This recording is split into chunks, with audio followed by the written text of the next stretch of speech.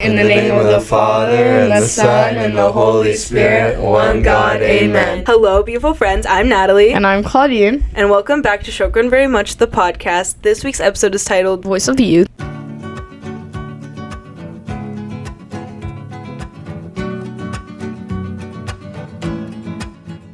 Happy Monday. This week's episode is going to be an experience. That's italicized right there. An experience. We actually have a whole squad in here to join us in, like the title of the episode, giving the youth a voice. That's not something we get to experience a lot. This podcast episode, again, is going to be called Voice of the Youth and is going to be tackling a question that we hope the appropriate people get to hear. In a church where sermons are almost every day, not almost, they're every single day, what are churches not talking about enough or avoiding that we think is important to address? We have a series of youth guests here today to help us tackle that question and to help really let the right people know what we think we need to hear about, what's important to us, so that we can not only personalize our experience but grow in our faith, which is the goal of this podcast and the goal of the Coptic Church in general. The first two guests are Lucas McHale. Hi. And Anthony Slama. Hello. Hello. So, we're going to start with just a casual question. Why don't you guys introduce yourself? What church are you from? I'm Lucas. I'm a freshman in college. What college? Cal Poly Pomona. What's your major? It's going to be aerospace engineering, but I have to transfer in, and I'm very sad about that. So, yeah, I'm from HTC. What if somebody doesn't know what HTC is? What is that? Holy Transfiguration American Coptic Orthodox Church. 14715 Peyton Drive. You should come. It's part of a new recruitment program we have. My name is Anthony Slama, and I go to Holy Transfiguration as well, and I'm a senior in high school. What do you hope to be one day? Something in the computer science field. I don't know exactly what. He's Egyptian. Typical Arab man. So we start every episode with an icebreaker. I'm going to ask you guys an interesting icebreaker. If you could visit any time period in history, past or future, when and where would you go? Jesus' time. Yep. And glory be to God for that. That's enough recording time for It'd be that. really cool, because you could, just be like a pseudo-disciple or something and, follow him around the entire time. Because we know what's going to happen and where it's going to happen. So we could just, happen to be at these places. This is like Superbook. Yeah.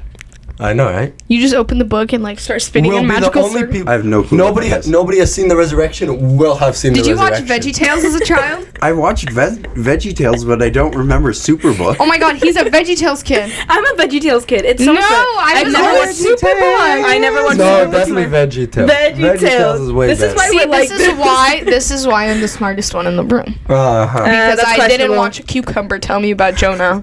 Hey, Do not diss Larry like that. Okay, so in the church where sermons are given almost daily, what topic do you think the church needs to address? I think something that is not talked about very much is the significance of what is happening in the liturgy in the spiritual realm, the realm that we do not see. I don't think this is intentionally disregarded, intentionally missed, but the liturgy, I think, is something that's very misunderstood. And we do not understand the glory of what is happening in front of us, and we're often very distracted in the liturgy.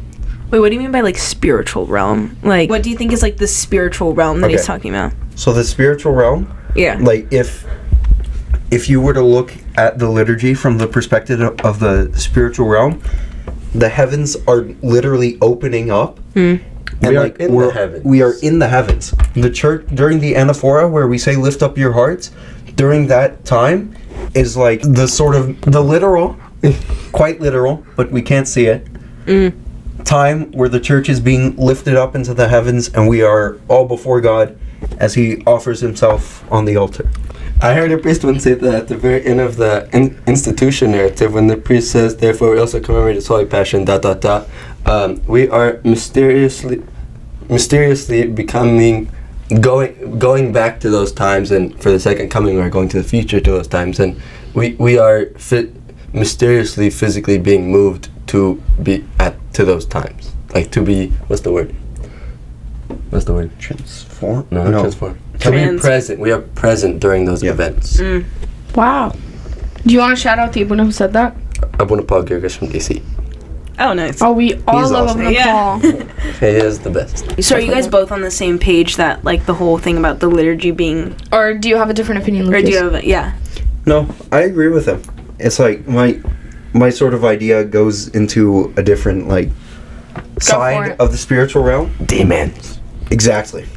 I don't think we acknowledge the reality of the other side of the spiritual realm, and that being like demons and stuff. So it sounds weird, but this stuff is like completely real. Like we need to realize that this stuff is real. Like demons are everywhere.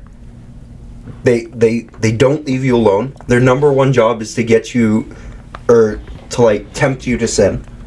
And then when you sin, it's like it's a party. You were saying so you're saying the demons tempt us, not Satan himself. I don't know the exact like what's the word? Logistics of that part of it. Yeah. But like in the interview that I saw, it was a lot of talk about demons. Between who and who? What was the interview? It was on, there's a guy named Michael Knowles, and he was doing an interview with one of the top like exorcists in the US. His name is Daniel Rehill. Is it a part of the Catholic Church? Yes. Yeah. Because the Catholic Church has a much deeper dive on like exorcisms and stuff than we do. And I think that's kind of a problem. Because we have a lot of people like in a lot of places that are possessed.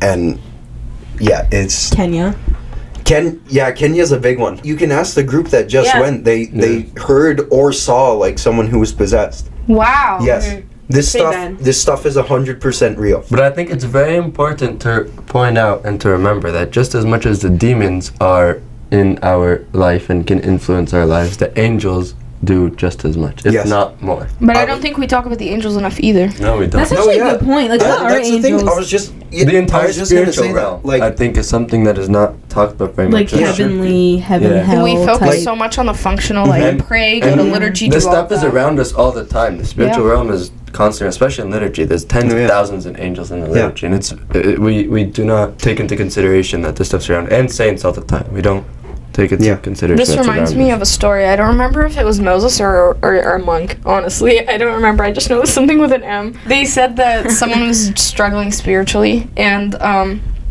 on one side, they saw the demons attacking them, but when they turned to the other side, they saw the forces of the angels fighting with them. St. Moses the Black. That's his story. Oh There's my a monk God. and a guy named Moses in that story. You were completely There's a right. monk named Moses. Yes. You I'm so proud of myself. killed two birds with one stone. Yeah, there you go. Yeah. But that's what your topic reminds me of. Yeah. So like the thing we need to realize is all of us have a guardian angel. Yeah. Like none of us talk about that, but all of us have one, and they're there to intercede for you. Yeah. So like in the morning when you wake up, turn to them and say like, "Hey, these are the things that are gonna go on today. Like, if you have meetings or something, or like if there's someone that makes you mad that you know is gonna make you mad, you can ask that angel to intercede for you during like just throughout your day and during the times where you're like getting agitated or something." You know what I'm thinking right now? What? Elements. When Esther and her guardian angel Yes. And like, the angels had their wings touching over them. yeah, like they were standing behind them at the table, and like it said their wingtips That were they touching. that they were greeting each other too. Archangel Michael is easily one of the best like angels to go to if you're being attacked. I'm not even joking. If I'm just driving and something comes to mind and I'm like, Archangel Michael, please come fight these demons off for me, I can't think about it.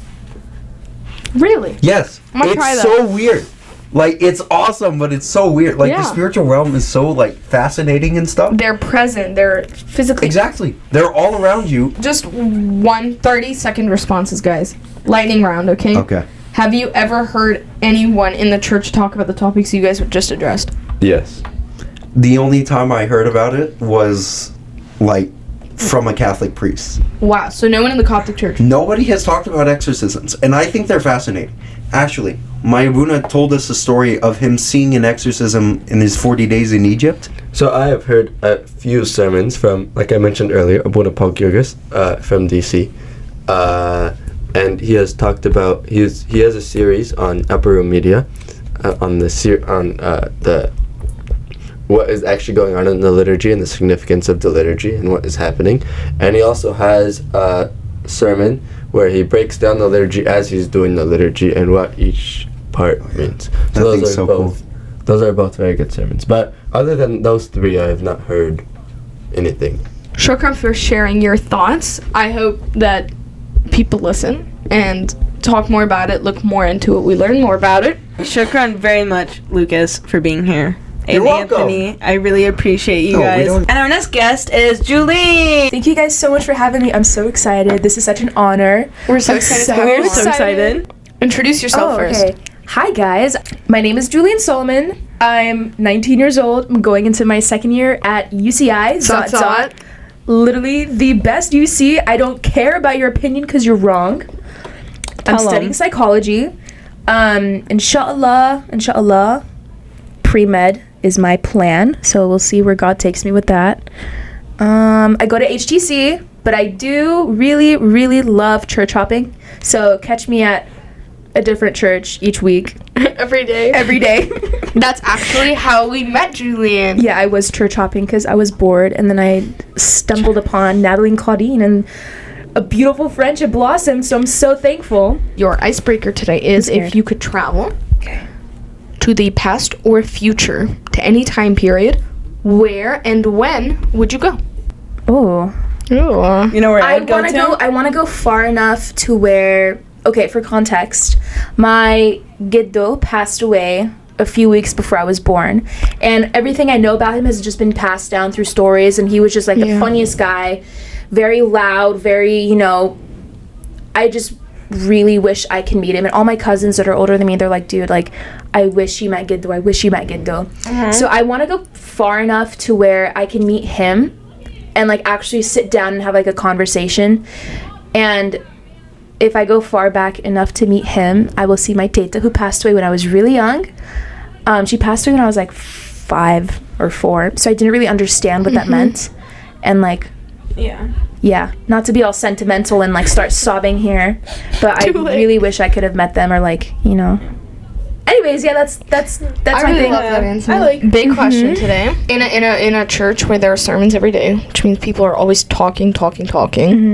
What do you think they don't focus on or pay attention to or talk about that you think is important? I think personally, I've heard this from a couple people. I think Marchie he touches on it a lot. Mike Hen has also touched on it a lot. I don't think I've really heard a priest talk about this before, but it's always been like, I literally just think those two people. And my answer to that question is separating people from the church. Wow. Let me elaborate. People have opinions, and things are passed down through the culture and through, their fob servants at their church that they got from their fob servants. And it's very, very opinionated. And I think as like a young, impressionable student or kid or whatever you want to be called, when you go to your servants for advice, they'll give you advice based off their opinion, and then a lot of people mistake that as from the church or from scripture. And I think that creates a lot of disconnect and a lot of issues within the church or among the people in the church. And I just think it's so problematic that there are kids, with beliefs in their mind that think, oh, this is like, the diehard truth. This is, this is orthodoxy. This is the church, when it's not. It's just some random aunt or uncle's opinion from like the 1960s, which is like so unfair. Do you think culture plays like a role in it? Oh, yeah. And I think other cultures impact our cultures too. Marchie gave a really great talk on Islam's influence on orthodoxy, like on Coptic orthodoxy. There's so many things like in Islam that actually influence our religion and our culture, and there's like a lot of influences on culture onto religion, and I think that's a very, very big disconnect. Like the only thing I can think of right now is like Elaine, the evil eye. Oh my god. Growing up, my tita was like, oh my god, Julian, Elaine, like, you have to be careful, Elaine. And I'm like, okay. So every time I talk to a priest about it, they're like, no, That's not a thing. this is Islam's influence on the culture. And think about it, growing up, like my parents, my tetas, like growing up in Egypt where there was so many Muslims and so many Christians, and like they would all hang out together. So obviously they'll influence each other's opinions, and they're like things, like thoughts about things. And it's so problematic because they come here spreading that stuff that they learned from Islam, from their friends, from their whatever. And it's like, so like when you sit down and actually like look and see what is culture's like influence on the religion versus the church, it's very different. What comes to my mind when you talk about separating people from the church, like the people in the church from the church, is actually people's opinions of a church. Sometimes you're like, I really don't like this church, they like whatever, and most of the time it's like the people in the church, but what's wrong with the actual church? How it goes. Yeah. Mike Henna says this all the time. The reason that people like are atheists or like they're not religious because they've either met a Christian or they haven't met a Christian. And to like elaborate on this, you've met a Christian who's been like not what a true, like where they've exemplified the wrong definition of being a Christian, or they haven't met a Christian. They haven't met a true Christian who's, you know, loving and understanding and patient and kind and like all these amazing traits that like us as Christians are supposed to be like exemplifying to other people, especially people who are not Christian. Like I have a lot of friends that are like, I don't understand Christianity, like everyone is so hypocritical, like why would I be a part of a church that like judges me whenever I walk in because they think they're so perfect. Yeah. And it's like, this is a type of behavior that leads people to leave the church. And it's not the church that's making people leave the church. It's the people in the church that are making people leave the church. A lot of people will interact with like one bad congregation, and there are many, if not every single one. You will have a bad experience, and they will just not leave the church, as in this congregation. They'll just jump ship. Yeah. Wait, it's not right. I think that people leaving a specific church is such a candid event. I think everybody will end up leaving a church at some point in their life and going to a different church. And there's absolutely nothing wrong with that. Like, I've left churches before just because I'm like, okay, I don't really feel like I feel better at this church, or I like to visit this church more often. Like, I like it here more. There's absolutely nothing wrong with that. But you just have to find a church that you fit in. Something else is that I'm talking specifically about Coptic people. I think that Egyptians have a very tight culture, very traditional, very, you know, like you don't see anything new every day. Like I feel like we all look the same. I think the community can be so traditional that when they see something new, like a girl with a new style, Or converts. Or They go at converts. Yeah. Like Marchie always talks about like what happens if like a girl with blue hairs and tattoos and piercings all over her body walks into church. People are gonna be like, oh my god, Habibi, it was so great seeing you today, what's your name? Like no, they're again, Marchie, I keep quoting Marchie, we love you. Shout out Marchie. He always Go listen to episode 2. episode 2. No. Shut up. No. Like he says, like we other the people. We other each other in our own churches. Yeah. Like, what type of Christianity is that where we other each other in our churches? Or it's like, oh, I go to this church. Oh, I don't like that church. Really? What? Just because you had one bad experience means you don't like the churches? Or we other our own friends. Oh, they do this. I don't want to be a part of that. Oh my God, so I'm going to other them and disconnect them from everything that's going on within the church. And that drives people to leave the church. Absolutely. And I'm going to again, shout out another one of our episodes. I'm going to shout out Ashraf Ibrahim. When we were talking about repentance, he brought up the prodigal son, and we talked about the older brother. And we talked about how we were the older brother and how the older brother really screwed up, and we don't focus on that enough. He was like, why is he back?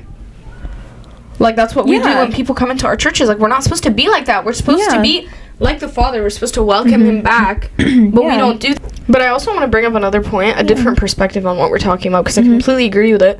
But when Christ came, and I can't quote this verse because I'm not an amazing Abuda who just knows the Bible by heart, but I know the verse where Christ says he's a physician. He didn't come for the healthy, but for the sick. So the church, my dad always says it to me, and I always love it. Like, the church is kind of like a hospital. The church is a hospital. You can't come in and expect everyone to be healthy. It's going to be all sick people. Yeah. And while that's not an excuse, it's also an important mindset and perspective to have. Yeah. The people around you are here to be healed just like you are.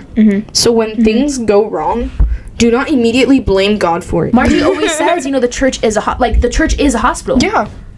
God is a physician. The abunas are Nurses, but also humans. They're also some of the sick people. Yes. It's important to remember. Think about it. Nurses get sick. Exactly. You don't go to the hospital because you're not sick. Exactly. Why are you gonna go if you're in perfect health? What are you doing at the hospital? But like, if you think about it, like, I could write like a 4-page paper Emily format on the church being a hospital. Space. APA format. Because every single person has their own problems. Everyone is going through something. I'm going through something. Natalie might be going through something different. Claudia and you're probably going through something different. Yeah. Who am I to judge someone else on their illness when we're in the same hospital?